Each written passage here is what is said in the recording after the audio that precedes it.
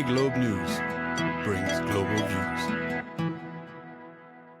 I'd like to welcome our listeners to another episode of iGlobeViews, our weekly video podcast where we discuss world politics and current events. I'm Diana Mautner-Markov, the editor-in-chief of iGlobenews.org, and here today to discuss, again, like every week, is the world-renowned China expert, Professor Susanne Weigelin-Schwirzig. Our topic today: has Trump been out-Trumped by Iran? And for the record, today is April 2nd, 2026. President Trump addressed the American public last night, but the world is not any wiser after his speech. He offered some interesting justifications for the U.S.-Israeli attack on Iran. He referred to 47 years of violence by Iran and its proxies and recalled the bombing of a U.S. Marine barracks nearly 4 decades ago on the USS Cole in 2000. Global oil prices went up 5% to $106 a barrel after his speech. Trump offered no concrete update on how the war would end. He did say he would, quote, bomb Iran back into the Stone Ages, and that the countries who rely on oil through the Strait of Hormuz should take the lead in reopening it. He called on these countries, of course, to buy U.S. oil. As Australia's Prime Minister Anthony Albanese put it, it is now unclear, quote, what more needs to be achieved or what the end point looks like. Polls show that a majority of the Americans oppose the Israeli-U.S. war on Iran, and only 17% of Americans trust the government to do what is right. The American public is more informed, more opposed to U.S. imperial wars, more distrustful of their own government, and more critical of Israel than ever before. Is there any scenario which sees the U.S. and Israel coming out on top? Will the U.S. just walk away in 2 to 3 weeks? And does Bibi Netanyahu's government agree with his timetable?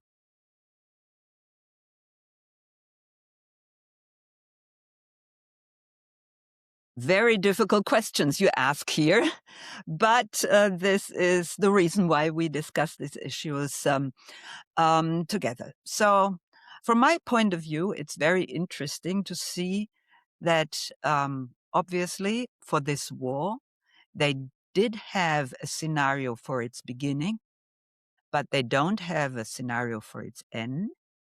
And they did not make a worst case scenario for the beginning. So they thought everything would turn out all right. They would decapitate the system in Iran.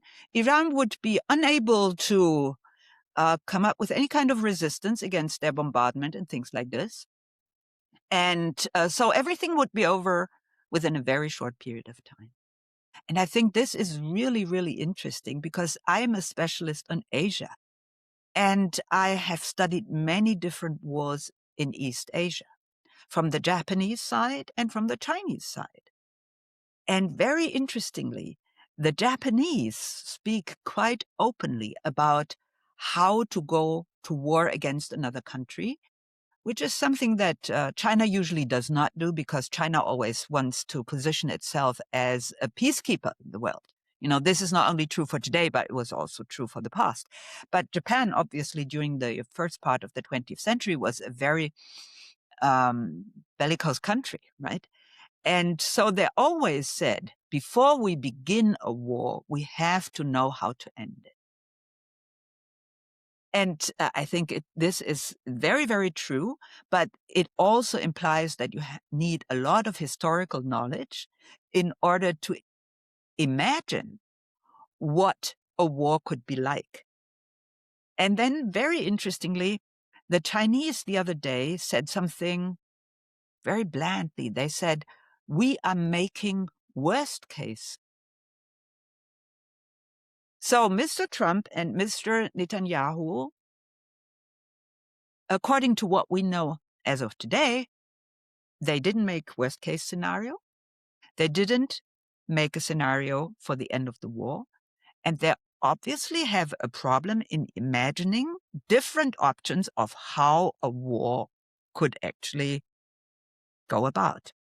So people who are very knowledgeable about military affairs, they say you can make a plan for a war and it will always be different, which maybe is also true. So if you make plans for a war and you know that that the reality of war will always be different from your plans, then maybe you come to the decision that you shouldn't make any plans anyway. And this is okay as long as you have enough knowledge at the back of your mind that you can draw onto in order to imagine during the process of war what the next step could be like. And I think this is something that somehow the leadership in the US and maybe even the leadership in Israel, they seem to be lacking this. And for that reason, we hear different kinds of scenarios every day. Right? So they said, they never went for regime change, right? So he doesn't have anything to do with regime change. He said this in his speech last night, right? So for some people who have quite some memory, this sounds like a very strange statement to make, but he just says it like this. He said, we never went for a regime change, and now we see that they're changing their regime by themselves. So he is actually planning on something that might have happened in Venezuela. So he thinks that eventually a group of people will take over leadership in Iran. That is a leadership that complies with the plans made in Washington. And then under these conditions, you can impose the terms of peace on this new regime. And then everything will be fine, both for Israel and for the US. Because even if President Trump says that he did not begin this war with the aim of inducing regime change, they definitely want the regime in Iran to be changed so that it complies with US plans. Well, you're quite right about that. They did seem a bit planless and maybe still are planless. Maybe they just can't imagine that things won't go according to their one and only plan, whatever that might have been. I'd like to mention a very brave person who on March 17th, namely Joseph Kent, now former director of the U.S. National Counterterrorism Center, submitted his resignation letter to President Trump. That was 2 weeks into the war against Iran. Let's remember, Kent is a Republican, a big supporter of Trump, and part of the MAGA movement. He's a decorated war veteran. His wife was a Navy officer and was killed in a suicide bombing on active duty in Syria. And in his resignation letter, he wrote, and I quote, I cannot in good conscience support the ongoing war in Iran. Iran posed no imminent threat to our nation, and it is clear that we started this due to pressure from Israel and its powerful American lobby. In 1990, the quote ended there. In 1990, Pat Buchanan called the U.S. Congress Israeli-occupied territory. Did the U.S., as Ken says, enter the war after being given false advice from Israel and its powerful lobbies in the U.S.? And would you agree with Ken's assessment that this war does not serve any national security interest of the U.S.? Of course, we don't know the details of all the conversations between Netanyahu and Trump. And so we can only imagine what happens. Very often when we talk about current affairs, we can only sort of imagine certain things because the information about the details will only come out like 30, 40, 50 years later on. So what does my imagination tell me? So if we don't look at things from a psychological, but more from a structural point of view, I think it is quite clear that the US could only enter the war if they sort of identified a common interest between what Israel wanted to achieve and what the US wanted to achieve. So I don't think that the US is in a situation where it has to follow Premier Netanyahu's plans if this is openly against US interest. But how to define US interest is a very difficult thing because if you look at the interest of the US from this point of view, it might look different than from that point of view, right? So if I try to define what is US interest in this specific situation, I think from a structural point of view, not from a psychological, because Mr. Trump is such a difficult person to understand, to put it very mildly.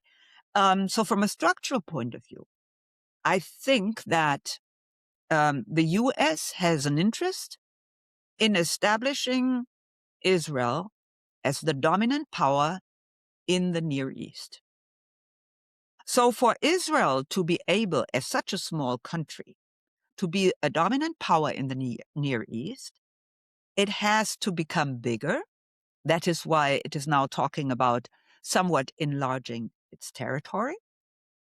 And it also has to sort of make its main competitors weak. And Iran obviously is one of the main.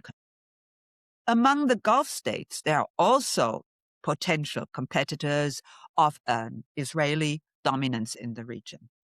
Not to forget Turkey. Turkey is comparatively quiet at this moment, but Turkey is also a competitor.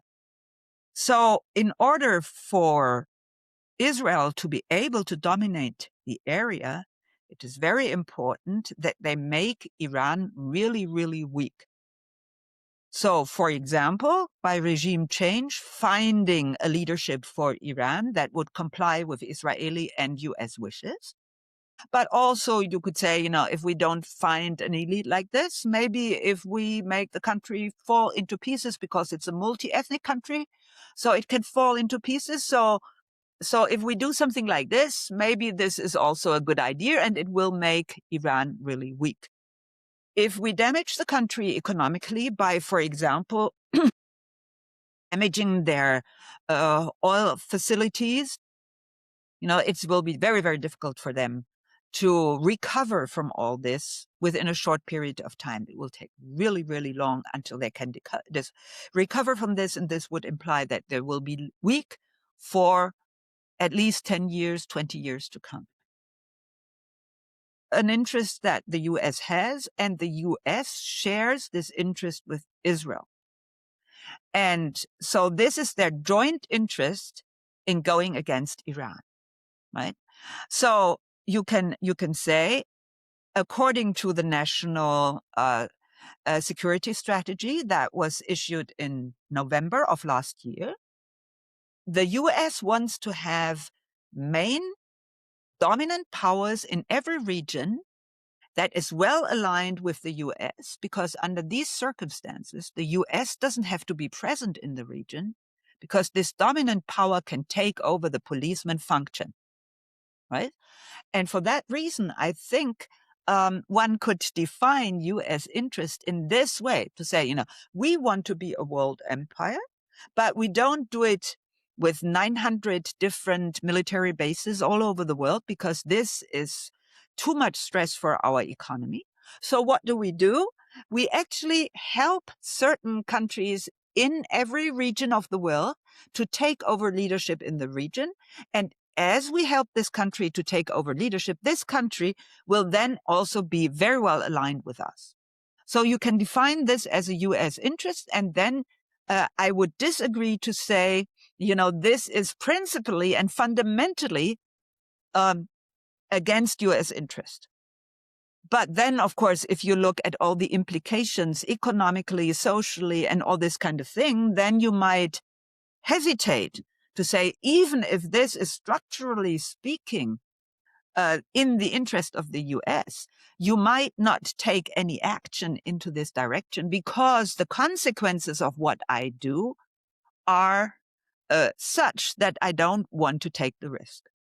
So I think here again, it's very interesting to see, if you don't have worst case scenarios in your head, then you can take an action like beginning a war without calculating consequences too much. And I think what we see right now is that President Trump and his team had a wrong assessment of Iran's military capabilities. And they had obviously also an inadequate assessment of the consequences of this war, not only for the US and for Iran and for Israel, but also for us, for the rest of the world. That's a very interesting analysis, which is really interesting because if you take Israel and the United States together, I think you could very well say that they have probably one of the best, if not the best, Secret Service intelligence operations that exist on our planet. And that they could be so wrong on so many fronts is really quite an achievement. But let's leave it at that. But it seems very, very interesting how they could have miscalculated so massively. Because now what are we left with? Israel is fighting on three fronts. We have Iran, Yemen, and they attacked Lebanon. And the Israeli government believes that if it destroys Iran, or that's what their leadership is saying, it will live in peace. Then we will have peace in Israel. And we will be the only regional power, as you just mentioned, with nuclear weapons that is backed by the US.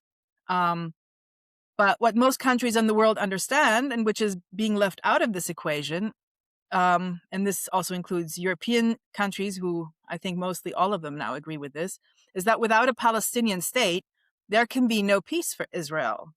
Under Israel's right-wing government, they have categorically rejected the creation of a Palestinian state. So the outcome of this war could very well be, 1, Israel will not be safer. 2, the US will be weakened, and Iran and its allies, which include China and Russia, will come out stronger. China and Russia have also called for the creation of a Palestinian state and support Iran in this war. So my question to you is, will the Palestinian question play a role in achieving peace with Iran? It definitely will. But I think it will make things more complicated. Because, if you want to make peace between two countries or even more, you always have to calculate that you need to somehow accommodate the interests of both sides. If we look at the situation in Ukraine, you can very well understand that if you want a peace that only goes with the interests of one side of the problem, then there is no way to achieve peace. And the same is true in the Near East. So if you only accommodate the interest of the Palestinian people, and you don't think about the situation of Israel, which is, objectively speaking, a very difficult situation, right? So if you don't calculate their interest as much as the interest of the Palestinians, you will never achieve peace.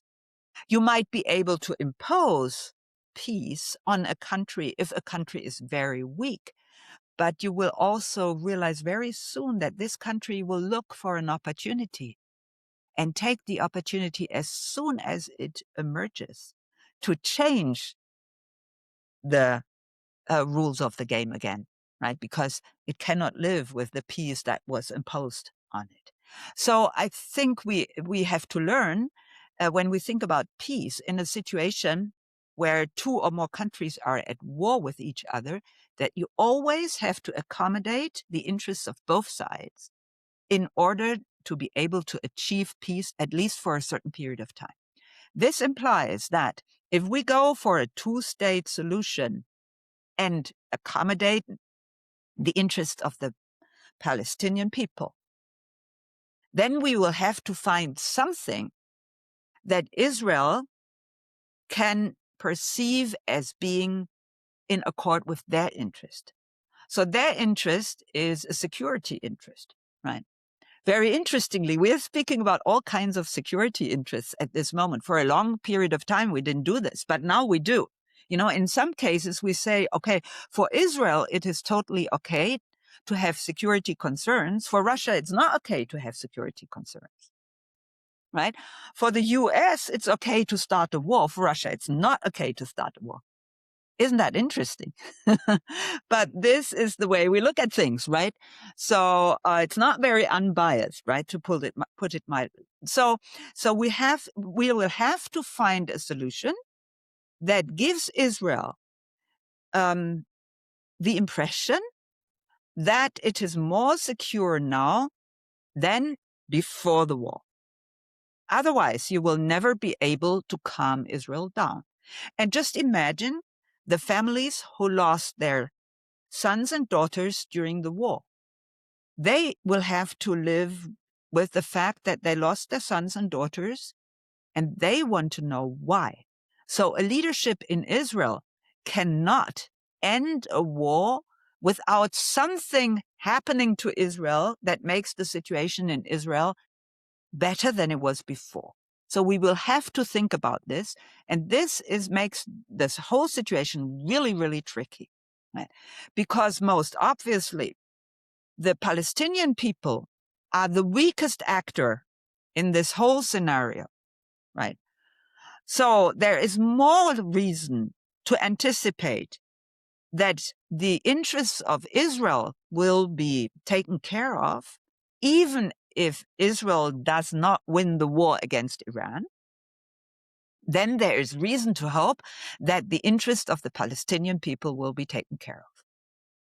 So, of course, we have to sort of, as third actors, as actors watching what is going on in the region, we have to learn that we have to accommodate both sides. In this situation, it's even more than both sides.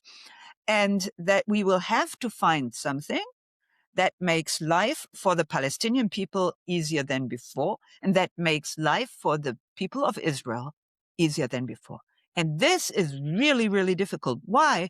Because Israel bombed Gaza to an extent that people won't be able to live there anymore for the next years to come. I mean, even to take this rubble away seems to take so long. So what are we going to do with the people who originally used to live there, right? So what I think their plan is to disperse them, to send them all over the place. Because if you send them all over the place, they are not concentrated in one place anymore. Hamas cannot organize them anymore, or it's not so easy for Hamas to organize them. So if you send some of them to Europe and some to the US and some to Africa and some to Australia, then they will be dispersed all over the world and they can clean up Gaza. And then eventually, as no Palestinians are left in Gaza anymore, they can say, oh, this is ours, right? And their security interest will be taken care of because these Palestinians are gone, right? And I think this is their plan. But this is a plan that will take the anger and the desperation of the people of Palestine all over the world, right? They will be, with their anger, their desperation, their fears, and everything, they will be all over the world. And this implies that they will actually sort of may take actions wherever they live to make the world not forget them.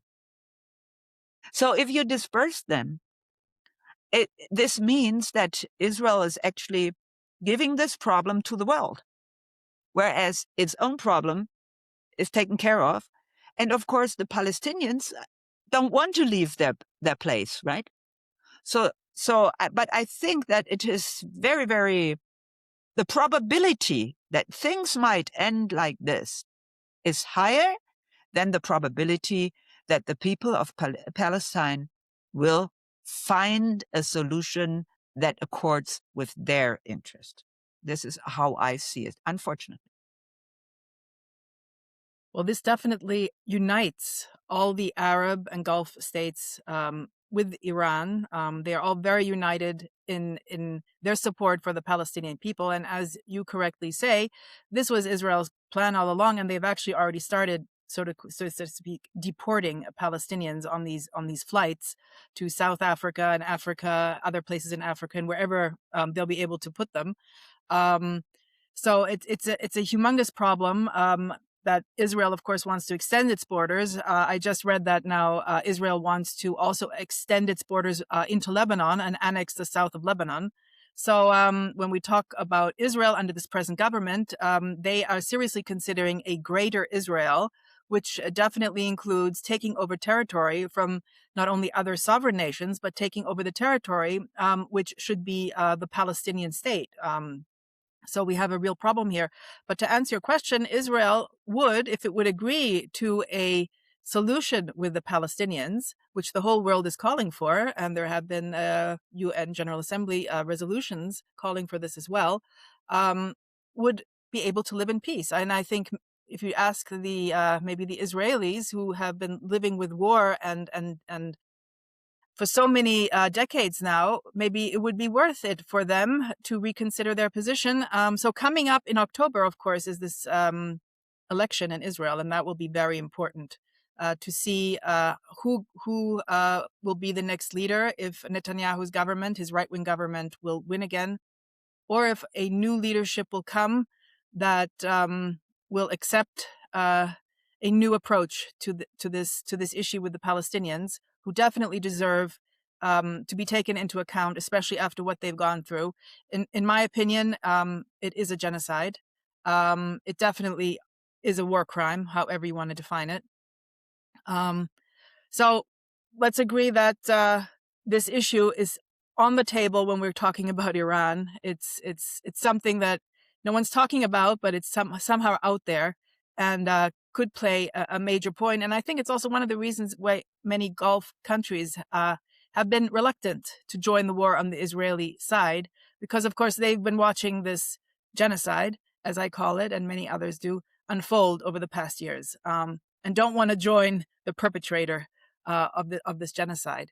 But if we look into history, David often comes ahead out of Goliath. If we consider the Vietnam War, Vietnamese revolutionaries won because they just had to survive long enough to prevent the U.S. from realizing its objectives.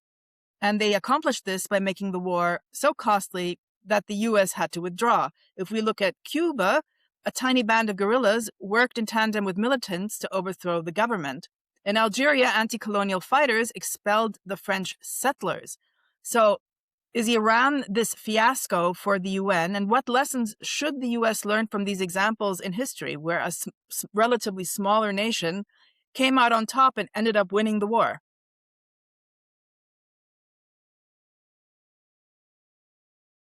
This is really a very interesting constellation. And I think we don't do enough research on why asymmetric wars are actually wars that the US cannot win. Because when you start from the Korean War in the 1950s and you go to the war in Vietnam, you go to Afghanistan, you go to Iran, Iraq, of course, then you will see, okay, whenever the situation is an asymmetric situation, then it is very difficult, even for a highly professionalized army like the US Army with all the technology they have on board, to win the war, right? So the fact that the other side can actually do things that you cannot do because you are such a big and mighty and army with, all the technologies you have, is one of the reasons why it's difficult for them to actually win these wars. And then, of course, Mao Zedong would have said, the reason that the weaker part in these wars is very well rooted within the population of the country is always one of the reasons why they will be able to eventually win if they only take long enough.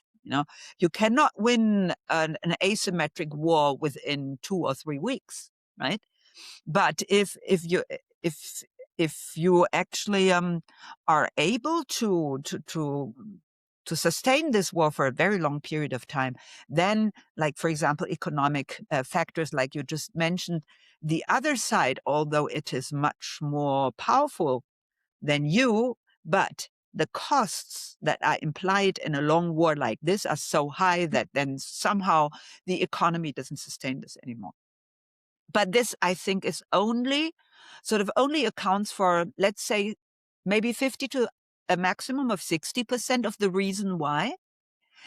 All these asymmetric wars have hidden actors. So, for example, the Vietnam War actually had 2 hidden actors. It was not only a war between the US and Vietnam, it was a war in which the Soviet Union and China played a very, very important role. They were two important hidden actors that supported the Vietnamese with all kinds of things, from everyday things you needed for people to be able to survive to weapons. And China even sent soldiers to Vietnam, something that we only learned about quite late. But all in all, they had these hidden actors, right? And this implies that not only the people that were, the guerrilla armies that were well rooted within the population, had enough breath to sustain this war for a long time, but they also got support from outside.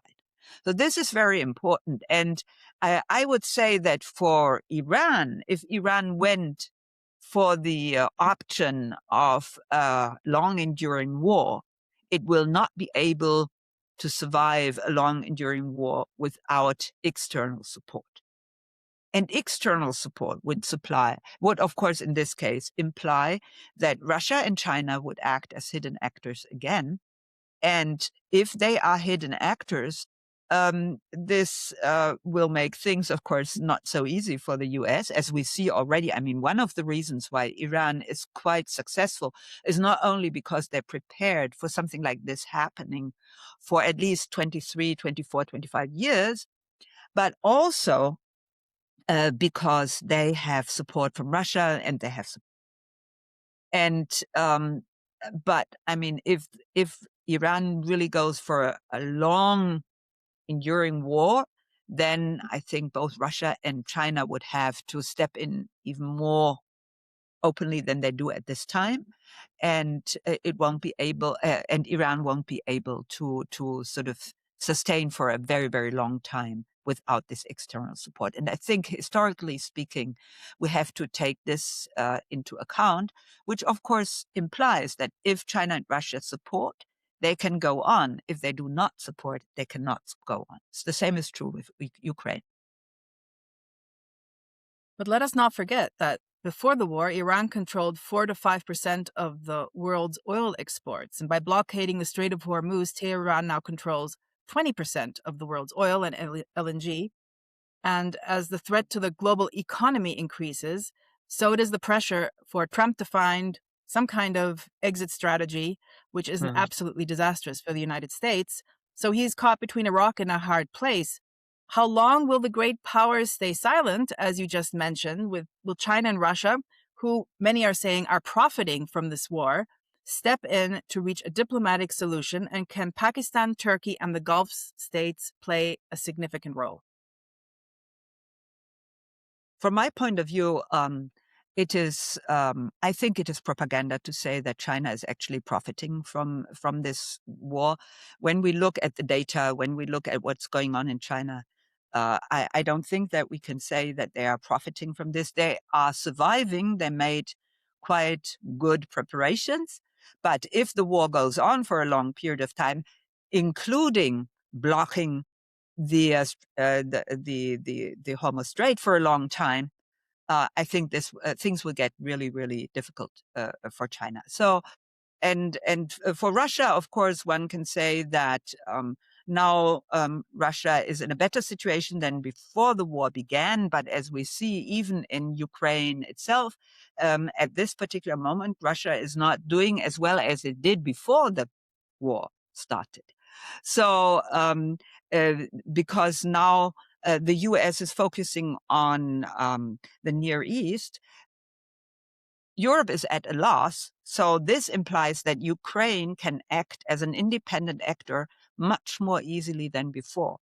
Before, Ukraine always had to coordinate its plans with the US and with Europe. Now we are so occupied with all these problems arising from the war in Iran that they actually take their actions and they send hundreds of drones to Russia and things like this, and make Russia's life more difficult. And also in Ukraine, they're also making some gains which they weren't not able to make a few months ago.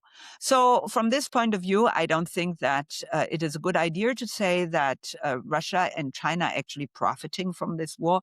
I think this is what some people would like to believe, but I don't think that it actually stands a reality check. Well, but on the other hand, I always think that if, for example, the US starts destroying oil facilities in Iran, if the US starts destroying the facilities on Clark Island, which are very, very important for all the tankers to get nearby and be filled with oil and things like this. So if the US does something like this, then I think the moment will come where both Russia and China will have to take a very, very difficult decision. China obviously does not want to be lured into this war, but if they see that the facilities they rely upon because Iran provides so much of their oil to China, then in this situation, I think China will come to a point where they will not be able to just sit and watch and act as a hidden actor indirectly in the context of this war. And so I think there are two sort of situations that would trigger a change of strategy on the side of the Chinese. One would be an existential threat to Iran, and the second would be an existential threat to China if these oil facilities are damaged to a point that Iran, even if the war were over, would be unable to provide China and the world with oil. Yeah. And I think, we just talked about the common interest of Israel and the US in going to war against Iran. I think that as there are many people on Trump's team that still believe that China is a major threat to US world hegemony, I think if they define the interest of the US, they would also have to come up with an argument why a war against Iran is a war that is bad for China, right? And so the probability that the US will actually harm the oil facilities of Iran is very high. It's very high because if they do this, they will actually bring China into a very, very difficult situation because China would have to find replacement for the 20% of their oil demand that they have. And that was so far something that Iran could take care of, right? So if they sort of discuss amongst each other, and there are people who say, you know what? Why are we going to war against Iran if we know that China is our main foe? Then someone would have to come up with the argument and say, if China no longer gets oil from Iran, it will have enormous economic difficulties, and economic difficulties in China always imply social instability. And this is something that we really like. And for that reason, we don't need to go to war against China. We can go to war against Iran, and this will have an impact on China. And that's why, although we are concentrating on the Near East, what we are doing is we're hitting China. That's an interesting analysis because I've heard other experts say that Trump does not want to destroy the energy infrastructure on Kharg Island. We know that he extended his own deadline for his 15-point plan, which is actually the surrender of Iran, until April 6th. So the big question is, you say that that Trump wants to destroy the energy infrastructure. So after April 6th, will he actually destroy it? Or do you think there'll be a ground troop invasion of Kharg Island? Let us not forget that the U.S. and Iraq had 180,000 military personnel. In Kuwait, the U.S. had 700,000 troops. In Vietnam in 1969, they had 550,000 U.S. personnel. And at present, as far as I know, there are about 50,000 U.S. personnel near Iran.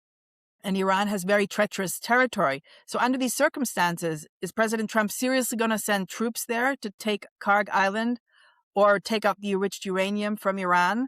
Or is this just another bluff, just like maybe destroying the energy infrastructure is a bluff, or maybe it's not a bluff? What is your opinion? Well, I said that the probability is high. I did not say that he is definitely going to do this. The probability is higher, right? Because if you weigh the different options and interests against each other, you will come to the conclusion that this is something that sort of works out well among the people on his team, among himself and his alter ego, and all this kind of thing, right? But of course, if he destroys this infrastructure, this also has an enormous impact on Europe. So does he really want to destroy Europe's economic capability? I think that to a certain degree, he wants to bring Europe into a very difficult situation, because only if he brings Europe into a very difficult economic situation will the probability that those political forces in Europe that support Trump and that actually align with Trump's ideological agenda will have a chance to take over power in Europe. So we have to have this in mind that, if the Europeans talk to Trump and say, you know what, if you destroy the infrastructure in Iran and if you destroy the infrastructure on Kark Island, this will imply that the oil flow from this region to Europe will be as much interrupted as the oil flow from this region to Asia. And Asia does not only have China, it also has South Korea that gets a lot of oil from that region. And of course, Japan that gets about 80% of its oil from that region, right?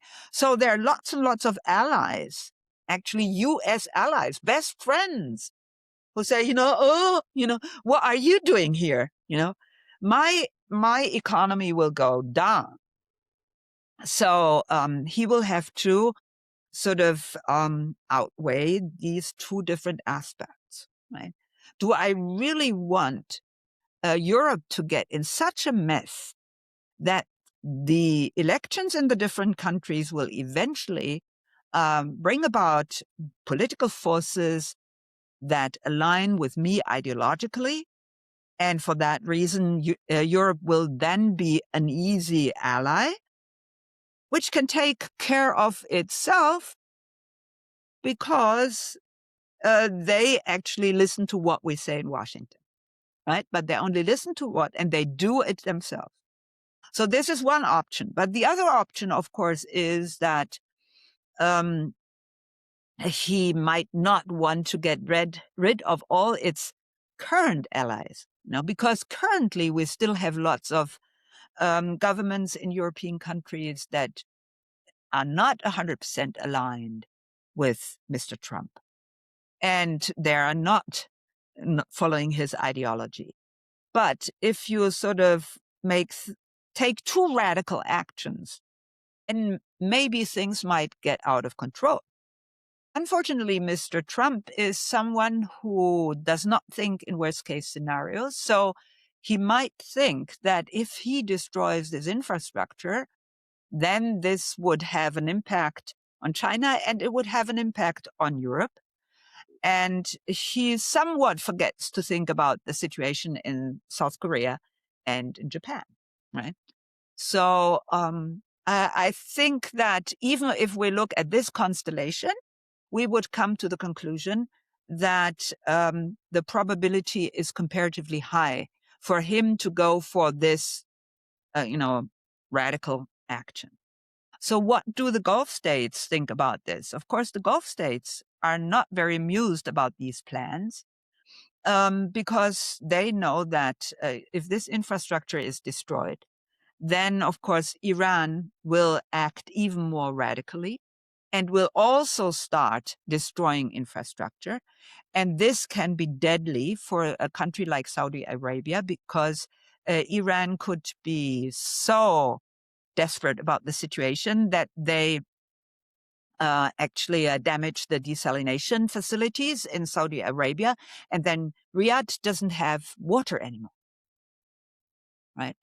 And so I think this is actually sort of something that U.S. decision makers will have to calculate very, very closely. What will be the retaliation from the Iran side?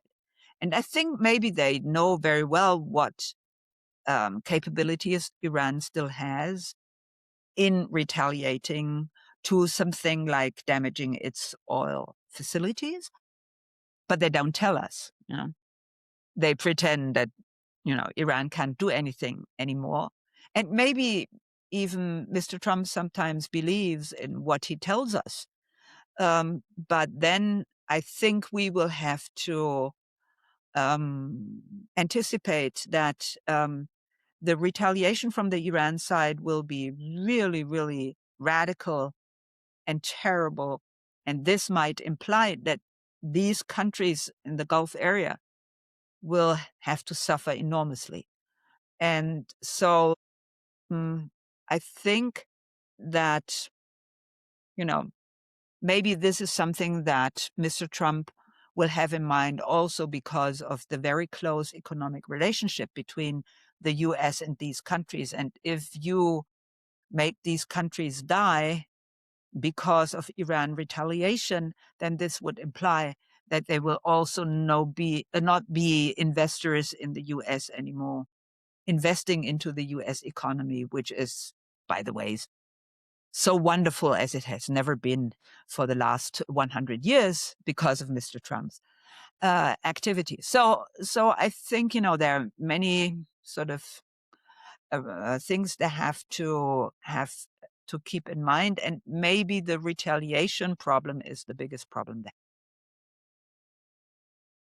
So maybe one big takeaway here that the U.S. has allies, but some allies are closer than others. So the scenario you just described to us, I think, might make Israel or some parts of Israeli society quite happy, because then they would become even more powerful in that region and would have nothing to fear either from Iran or Saudi Arabia or any of these other Arab countries, let alone Egypt.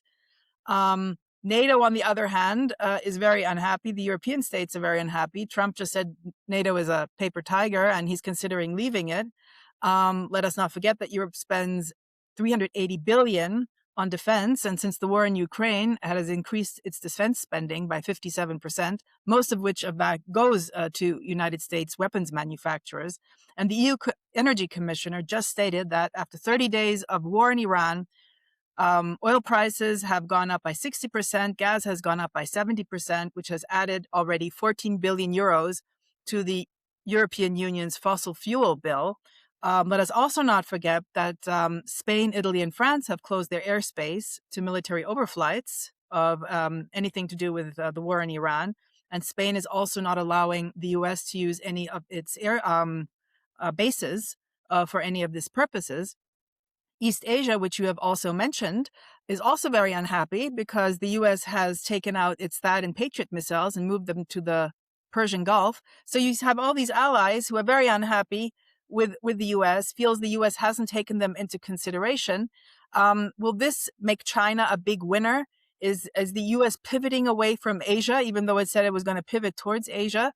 And how does it leave the longstanding U.S. allies who always have relied on a strong strategic partnership with the United States? Well, I think it is a very interesting constellation because somewhat China could really benefit, not so much economically, not so much militarily, but maybe politically and in terms of soft power from this situation.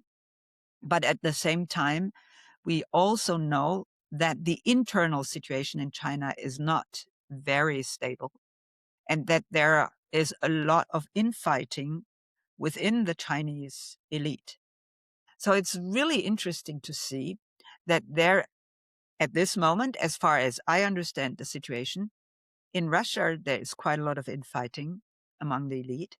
In China, there is quite a lot of infighting among the elite.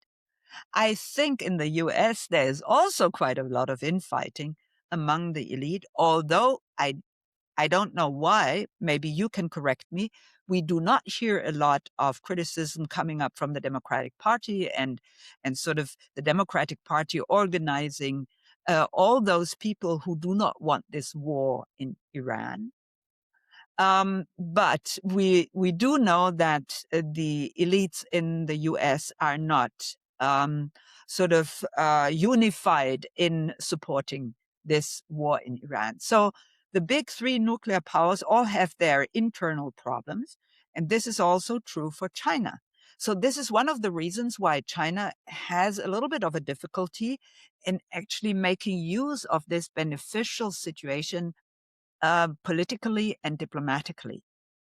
And I think this is also one of the reasons why some elites in China are sort of pushing Xi Jinping to step back from his leading position inside the party, because they think that it is him that makes China somewhat difficult to use this beneficial situation. But there are other people among the elites who say, Xi Jinping is the only person people outside China actually know. So if we take him down, then we will be in a really difficult situation because nobody knows who this other person might be, right? So they are also between a rock and a hard place in taking their decision. And this is, I think, one of the reasons why it is so difficult for them to make use of this at least partially beneficial situation.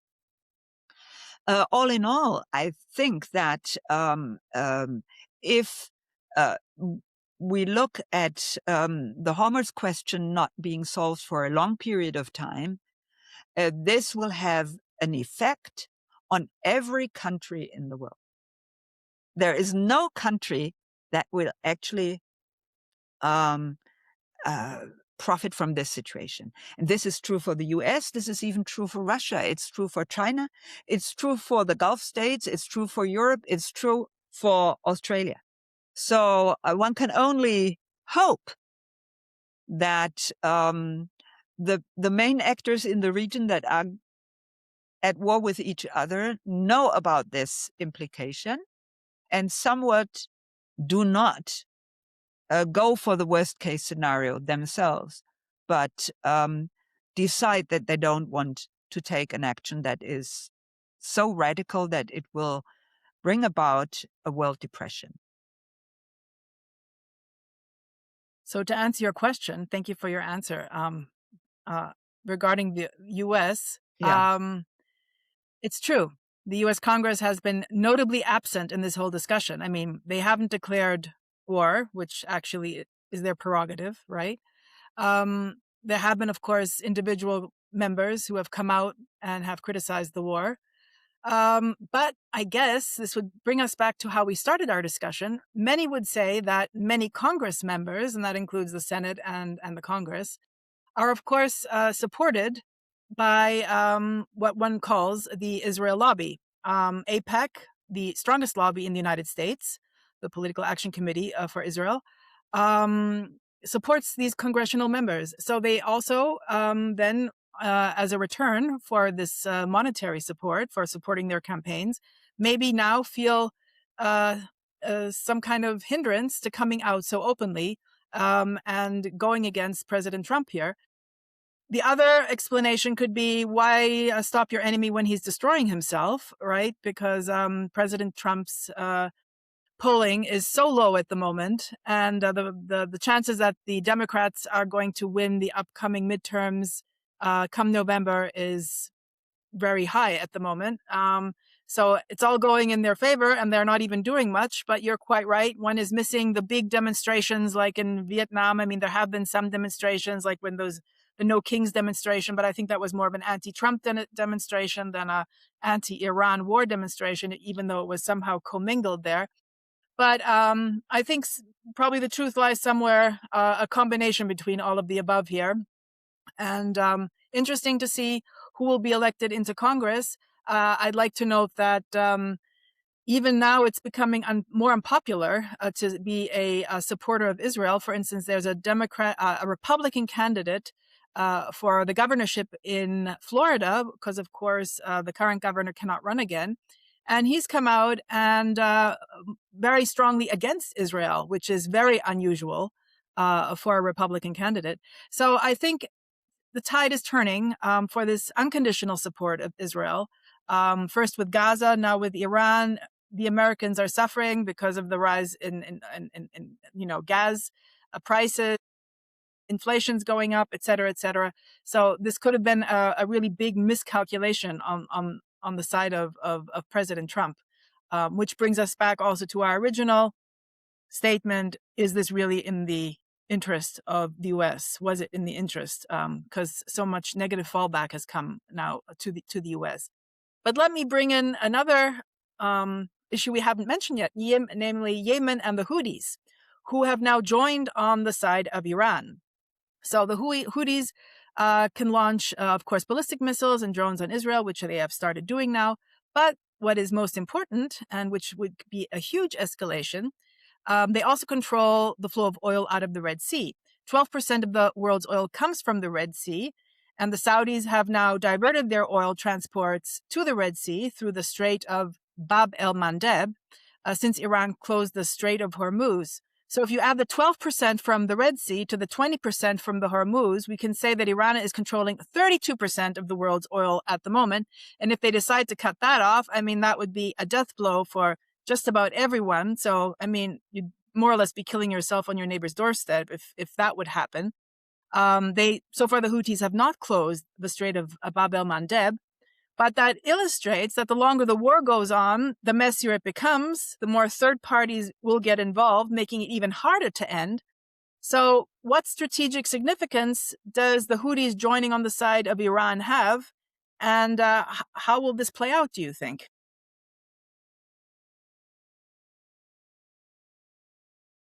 You just mentioned correctly that, somewhat both Israel and the US must have miscalculated Iran's option to use this domination over the oil transport and oil logistics in order to bring the whole world into a very difficult situation. Of course, if you bring the whole world into a very difficult situation, the whole world will not like you anymore. But on the other hand, the whole world will push your enemy saying, now we have to find a solution for this because we cannot no longer live without the oil coming from that area.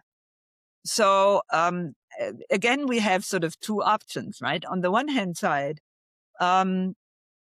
we see that the whole world will be, even more angry about Iran, maybe more about Iran than about the US, because people usually look at the immediate reason why and not the indirect reason why, right? So they will look at Iran and see what Iran does, right?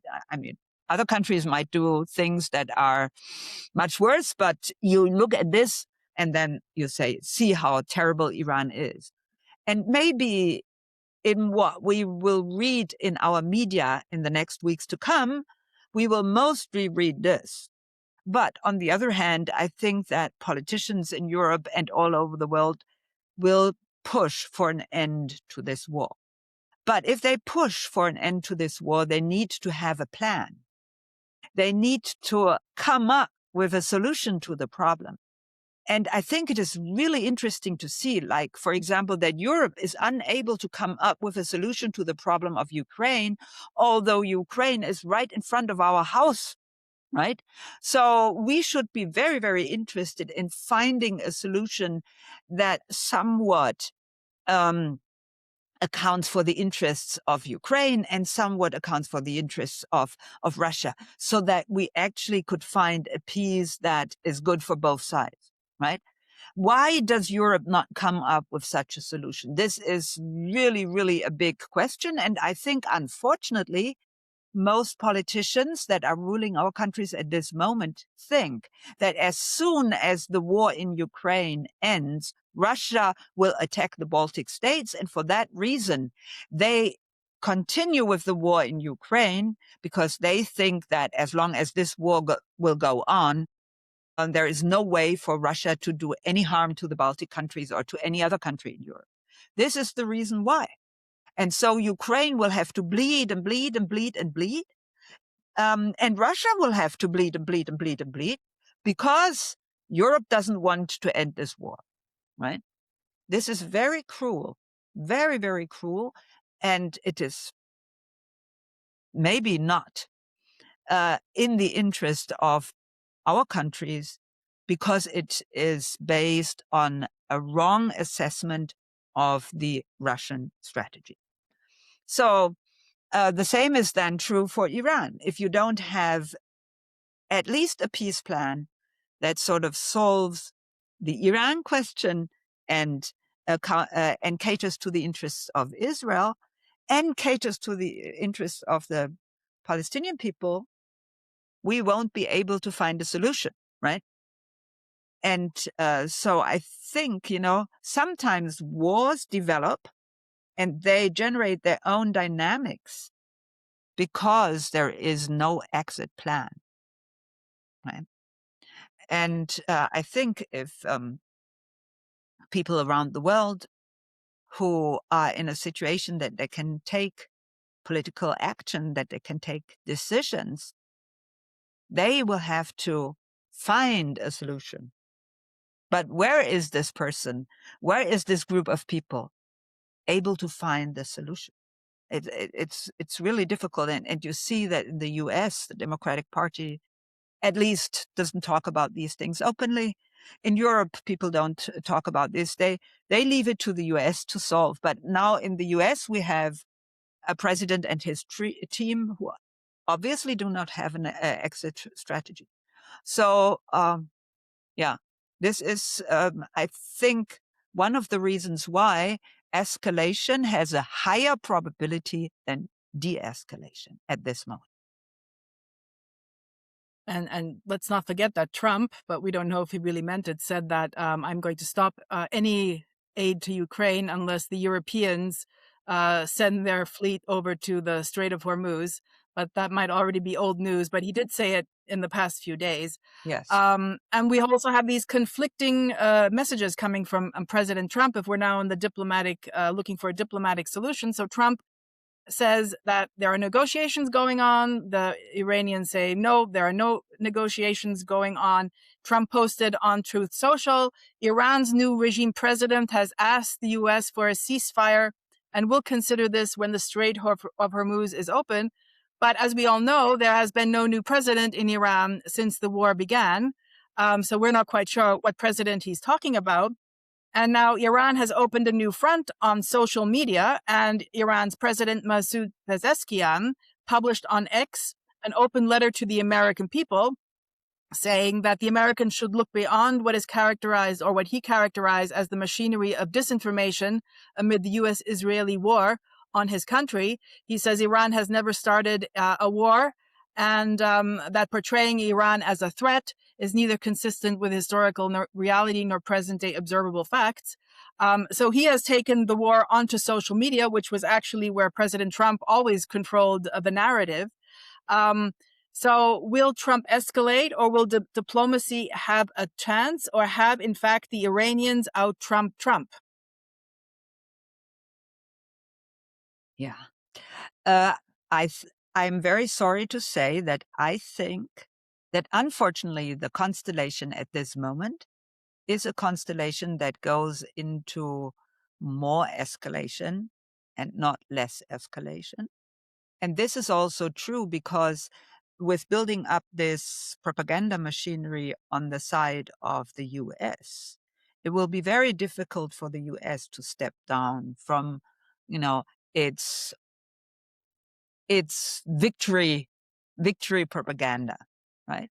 On the other hand, of course, for Iran, it is also impossible to say, okay, we now do everything the US wants and everything Israel wants, because they also had their population suffer a lot from all this. And for that reason, for them, it is quite impossible. Israel called their murdered their supreme leader. So, you cannot in a situation, in a political system as we have in Iran, you cannot say, oh, they killed our supreme leader, but, we're being best friends with them now because things have changed. You cannot do this, right? So the situation on both sides is so difficult to contain, actually. And I mean, we know that for Israel, they will going to have elections in October. So Mr. Netanyahu wants to show, how powerful he is, that he can sort of kill the worst enemies that Israel has ever seen in its history, and so on and so forth. So on all sides, I think there is a tendency to say, we can only escalate. We can only escalate. So for Mr. Trump, I think the problem of escalation is the midterm elections.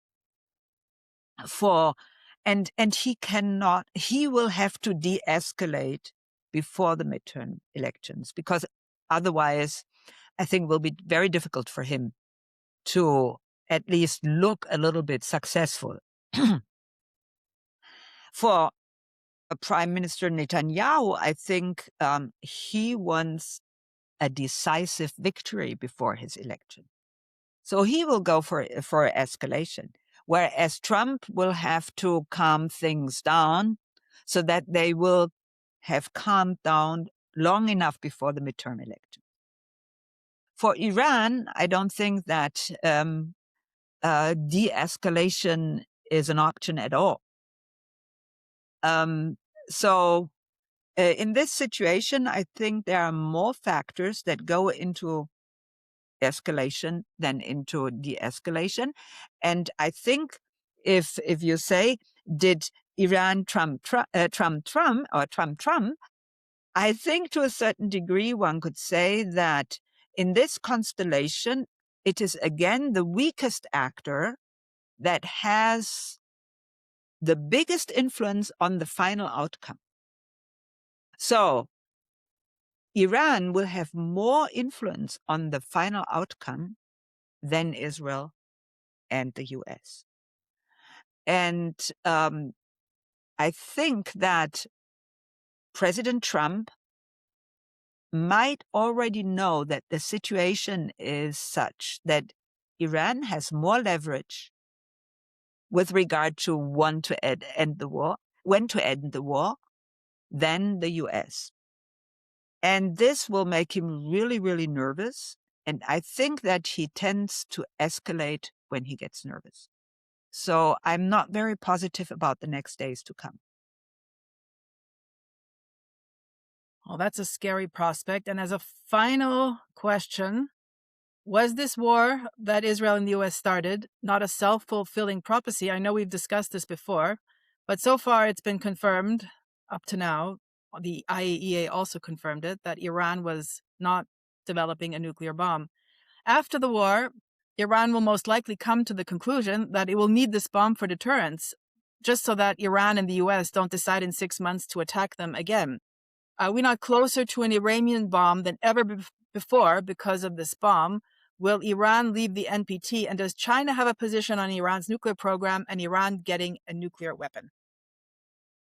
Well, first of all, I think you're very right in saying that we are maybe closer to a nuclear bomb in Iran than ever before. And I think it is very interesting to see that in his address to the nation yesterday, President Trump said, we now have a leadership in Iran that is already changed, and it is very interested in collaborating with the US. Well, as a matter of fact, we know for sure that the Ayatollah Khamenei, who was killed by the Israeli attack, that he was actually the person that said that for a Muslim, it is unthinkable to use a nuclear bomb. So that's why he was one of the main reasons why they actually developed all their capacity and their technologies to be able to have a nuclear bomb, but they never developed a nuclear bomb because he put a ban on it. But now he is dead, and his successor can have a different understanding of the situation, and he can come up with a new interpretation, and he can come up with a new assessment. So this is, and we know that, his son is more radical than his father, and for that reason, also because of this, we are closer to a nuclear bomb, right? And from my point of view, the situation is very, very dangerous, as some other colleagues have already said, because not only Iran thinks that it will need a nuclear bomb for deterrence purposes, but maybe Israel, a country of which we know that it also has a nuclear capacity, will maybe come into a situation with Iran taking even more radical actions against Israel, that they see their existence threatened, and will use their nuclear capacity because of their existence being threatened. So the situation there is really, really extremely dangerous for the region, for the people in the region, and for the rest of the world. And I think we definitely need people among our decision-making elites to step out and address this danger openly, so that they can have an impact on the main actors and their decision-making, not to actually generate a worst-case scenario. Absolutely. We need leaders who lead and not follow, and who are willing to take decisions to protect humanity, because we're talking about unintended consequences of a war if this would escalate into a nuclear war. We also have Pakistan, Saudi Arabia, Turkey, and Egypt, who might be forming what is now being called the Islamic NATO, a new regional military strategic partnership for mutual defense. So there's a lot going on here, and as you say, the danger of it escalating might be closer than we think, as opposed to a diplomatic solution, which I think would be in the interest of the entire world. Is there anything else you'd like to say, Suzanne, before we end our really very interesting discussion, which I want to thank you for again? Thank you. I think you always have very interesting questions, and they really challenge me in trying to understand the situation, because as you introduced myself at the beginning of our conversation, I am a China specialist, and being a China specialist means that I somehow know how to maybe understand the position of China in the world without China declaring openly how it thinks about the situation. I also know how China wants us to understand the world, which is not always identical with how I think they actually understand the world.